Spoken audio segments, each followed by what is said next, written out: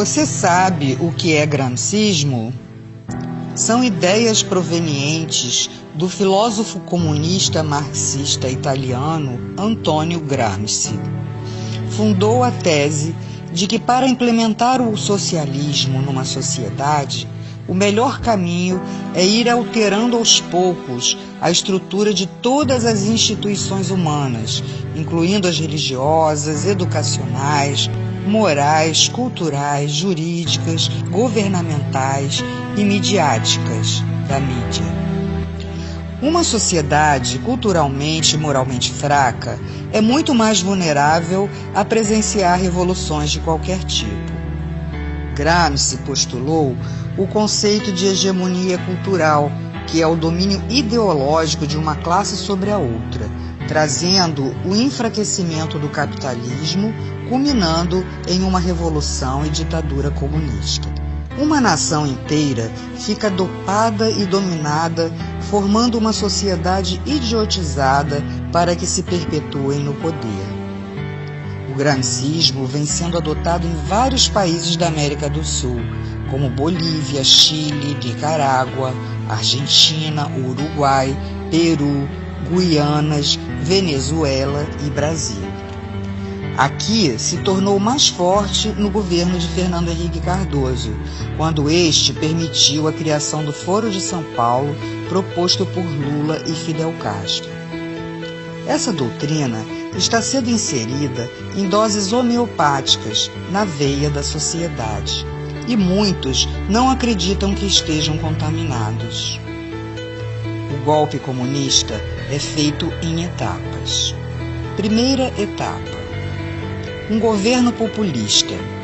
Essa fase pode ocupar várias presidências do mesmo partido ou da mesma coalizão.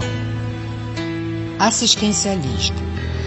Ao aumento de bônus familiares por filhos, grávidas, planos de emergência, bolsas, etc. Objetivo: votos de cabresto na próxima eleição e controle sobre a classe pobre. Inchaço da máquina governamental. Com o aumento de cargos públicos, estimam-se 4 votos do grupo familiar por cada emprego público. Os capitais privados começam a diminuir seus investimentos e seus empregados são absorvidos pelo sistema público. Objetivo: votos de cabresto na próxima eleição. Aumento de salários e aposentadorias, inclusive sem contribuição prévia. Inicialmente, contam com a aprovação da classe trabalhadora e dos sindicatos. Depois, começa a espiral inflacionária que anulará todos os aumentos. O custo de vida dispara e o objetivo é fidelização de eleitores e votos de cabresto na próxima eleição. Meios de comunicação. Todos recebem dinheiro do governo, ficando assegurada a publicidade oficial. Transmitem notícias distorcidas e com visões que interessam ao sistema para manipular a massa, e depois começa a censura, impedindo totalmente o conhecimento da realidade através, inclusive, do controle da internet, que se tornará interna e restrita. Aqui no Brasil, vemos a perseguição àqueles que combateram a subversão nos anos 60. Demonizam as forças armadas, o regime militar, taxando-o de ditadura e outras mentiras, criando uma imagem de inimigo inexistente, porém temido. A corrupção, esta se fará presente no círculo dos amigos do governo, que estarão protegidos pela impunidade, os deixando livres para saquear os cofres da nação. Uma outra manobra é promover falsas acusações de discriminação às minorias, como índios, homossexuais, presidiários, drogados, etc. Legisla a favor dessas minorias com o objetivo de criação de grupos ideológicos para a defesa do sistema e ainda a fidelização de eleitores para a próxima eleição. Porém, quando o comunismo tiver totalmente instalado, todos serão rejeitados. A delinquência é uma ferramenta essencial para a implantação do comunismo. Dominam as ruas, infiltram-se em manifestações como grupos extremistas, os Black Blocs, que são financiados, assim como os agentes e líderes de movimentos sociais para prejudicar os que são contrários ao sistema. Segurança. Haverá um desmonte progressivo, falta de equipamentos, atraso nos salários, desmoralização por supostos atos de corrupção e violência. Leis que beneficiam os infratores e prejudicam a ação policial. E sobram autoridades para garantir direitos humanos para criminosos, em detrimento das vítimas, incentivando e acelerando a violência. Partidos. Grande fragmentação e alinhamento com a base do governo. Não havendo referências, pois todos seguem a mesma cartilha. Ocupações.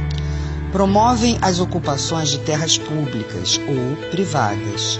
Invasões incentivadas por elementos que se beneficiam com a exploração dos menos favorecidos, cobrando aluguéis. Como prenúncio das expropriações, os capitais estrangeiros começam a sair do país e entram empresas de nações ligadas ao sistema. A mídia passa a perseguir os empresários nacionais, havendo quebra de muitas empresas e a estatização de outras. Assim, a classe média não consegue se organizar como oposição. Há o aumento também de ONGs de esquerda e a criação de grupos de choque. Na educação, a criação de novas universidades, diplomas à vontade, facilidades a grupos que sustentem ideologicamente o sistema e promovem ensinamentos distorcidos. A essa altura, o nível educacional é muito baixo para que se mantenha o povo na ignorância e sob controle do Estado. Cria-se a classe braçal do proletariado. Impostos. Oneram os trabalhadores com a alegação de que a finalidade confiscatória é para a redistribuição da riqueza. Porém, serve apenas para manter e financiar as gordas contas do governo, mantendo luxos e ostentações. O narcotráfico. Através dele se dá a deteriorização, principalmente dos jovens. As organizações criminosas movimentam uma grande quantidade, onde o acobertamento se dá, inclusive no tráfico de armas. Sindicatos. A princípio, formados com o intuito de coibir greves através de acordos com o governo. Posteriormente, os dirigentes não alinhados com o sistema se retiram das centrais sindicais na tentativa de formarem centrais dissidentes, sem a menor possibilidade de êxito. Saúde. Criação do sistema único com crescente diminuição da qualidade e precário atendimento, utilizado pela maior parte da população. As prestadoras privadas, com a inflação crescente, altos custos e encargos, acabam sendo obrigadas a vender suas empresas ou então serão estatizadas. O efeito é um grande colapso na saúde. Segunda etapa. Destruição da classe média, fazendo-a culpada pela pobreza dos outros, culpada pela discriminação. Ela, temerosa, não consegue fazer frente ao sistema. Constituição. Várias modificações são feitas, criando lei da mordaça, do aborto, da censura, perseguição aos opositores, legalização da maconha. Promoção do colapso do poder judiciário, tornando-se servidor do governo. A impunidade aumenta, o crime domina as ruas, a espiral inflacionária dispara, a economia se deterioriza. Há a destruição moral e física das forças armadas e da segurança policial, e a centralização dos grupos de choque, que são as guardas bolivarianas defensoras do sistema. A criação de apenas 2 partidos, sendo um dominante e outro de falsa oposição.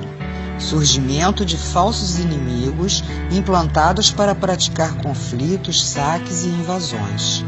Cria-se a lei que permitirá a perseguição de religiosos. Terceira etapa: tomada do poder.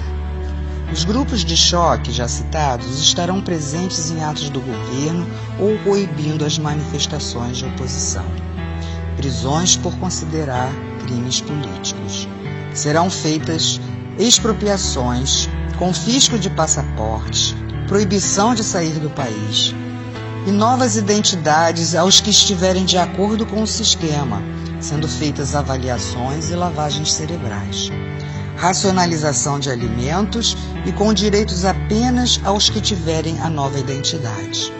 Severas deportações, total controle social e fim da liberdade. Portanto, as portas do inferno estarão abertas para todos serem aprisionados com correntes e cadeados nesse sistema trevoso. Se não quisermos nos tornar escravos, devemos lutar por todos nós e nossas famílias, pela nossa liberdade enquanto há tempo. Saber o que se passa é um direito de todo cidadão.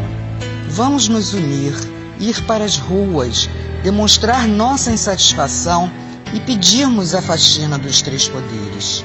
Assim, teremos a chance de voltarmos a ter um país próspero, de luz e de paz. Faça a sua parte.